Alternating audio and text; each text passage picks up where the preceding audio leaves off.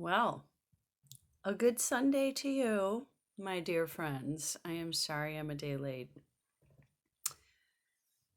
Being such a creature of habit as I am, I usually go for a Saturday hike by myself, and I am in such a habit of remembering when I go on that Saturday hike that I do my video. That because yesterday I actually hiked with a friend, I did not get a chance to do a video in the woods this time. So I thought, oh, I'll just do it after. And then one thing led to another, and it just slipped my mind. That's what happens when you're in a habit and you don't have necessarily the best memory. So you get a special Sunday morning edition of our prompt this week. And boy, I'll tell you what, I hope everybody really enjoyed Anchor Light this week. I know it was a really eye-opening prompt for me this week. I feel like that intention all week long was a really refreshing thought process for me. It really gave me a sense of calm, I think. And I hope that good things came to you from that one too. I feel like it was a really interesting week with Anchor Light. So, kind of along the same lines, I wanted to go with another one that kind of really has a sense of bringing some peacefulness to us. It's such a challenging time to be alive, isn't it? We have so much happening. There's so much going on in the world right now, and I feel like we have so much opportunity to grow, to develop ourselves, to look at what we are really doing here and decide for ourselves what we really believe is important. I feel like we have this chance to really open ourselves up and decide, what do I want to take with me going forward? Because this time is giving us that opportunity to really question ourselves and who we are and what we're doing here and why are we going through this right now. If you live in the United States, it's, there's some concerning things floating around in the air.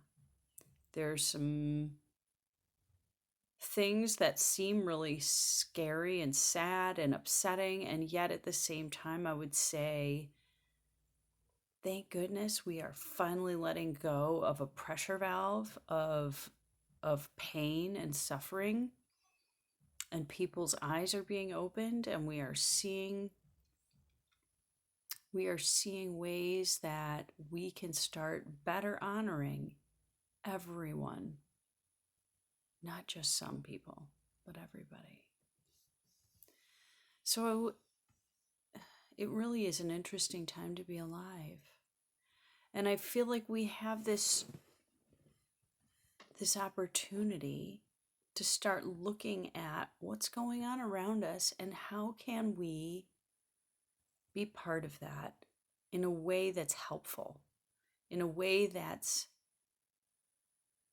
soothing, in a way that is really truly healing as we go forward, and not just adding more fuel to the fire or adding our energy of frustration and complaining and misery just by being,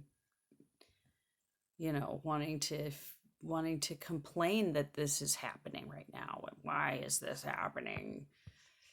It's happening because it's needed to happen. The difficulties of how so much of the dominant culture refuses to see the inequality of what's happening in our world, too many people are living in a state of fear, anxiety, and lack, and that is not okay for these people to live in such a way. I have been one of those people for such a long time in my life.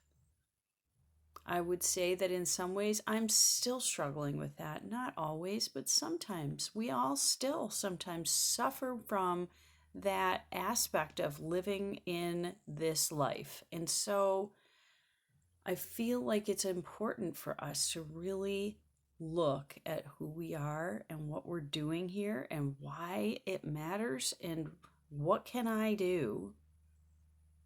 What can I do to be decent now and to be helpful and not just, want to make it all about me, but realize it is not all about us. It isn't. Of course, we live a singular experience. We don't know what anybody else really is thinking or feeling. It's only our own emotional state that we can manage. We can't do things for other people, not really. But we can be kind and we can work on ourselves in a way that looks at the other people around us and asks, what do these people need from me right now? And how can I give something useful to them that's going to brighten their day, that's going to make them feel better, that's going to lighten their load, that's going to give them a sense of feeling included or feeling cared for? Why isn't that the kind of question we're asking ourselves instead of making it all about us? And why am I not getting enough? Why don't I have a job?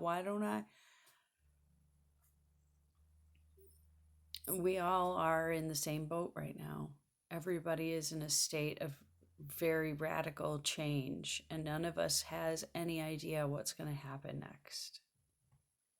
It's all going so fast. We can't know what's going to happen. Sorry, I have to change my view here a little bit. So, it really is about us understanding and realizing that we can do better. We can be more supportive. We can be kinder. We can be more loving. We can be more thoughtful. We could be more generous. We can always do all of those things. But are we? We may be in a state of believing I don't have enough. And yet, don't you have more than someone next to you or near you or, couldn't you give $5? There are causes out there that could use your help. Can you give your hands to them? So hand out food to people from a food pantry or at a warming house? Could you give a little bit of time to a neighbor who needs some help with maybe their yard because they are housebound right now? Or what can you do? What could you do? There's always opportunities to help around you. There's always a way to give to someone near you. And I would say that it would be a nice challenge for us this week, I think, to start looking at how can I help? How can I help? How can I help? And so the prompt this week is give freely. Don't give with expectation of what's going to come back to you. Just give. Really, it's not that hard. And looking for opportunities, like even just opening the door for someone, is a kindness that some people don't do. They waltz through doors and ignore the fact that someone is right behind them and don't hold the door open. I think that's rare, but I mean, there are people who do it. You don't have to be that person. You can be the person who opens the door. You can be the person who smiles at the person at the cash register. Show it in your eyes if you're wearing a mask.